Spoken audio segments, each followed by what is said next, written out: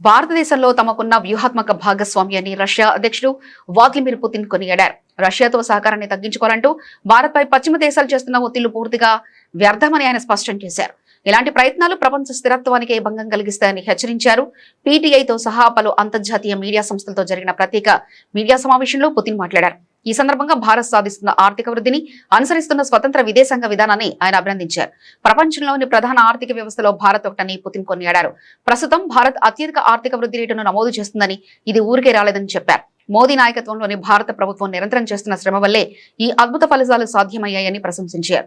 రాబోయే కొన్ని సంవత్సరాల్లో భారత్ రష్యా మధ్య ద్వైపాక్షిక వాణిజ్యం $100 బిలియన్ అంటే సుమారు 8.3 లక్షల కోట్ల మైలురాయిని దాటుతుందని ధీమా వ్యక్తం చేశారు. భారత్ ఎప్పుడు తన సొంత జాతీయ ప్రయోజనాలకే తొలి ప్రాధాన్యత ఇస్తుందని పుతిన్ స్పష్టం చేశారు. అమెరికాతో భారత్ జరుపుతున్న దౌత్యపరమైన చర్చలు రష్యాతో ఉన్న కాలపరీక్షకు నిలిచిన బంధాన్ని ఎంతమాత్రం దెబ్బతీయలేవని అన్నారు.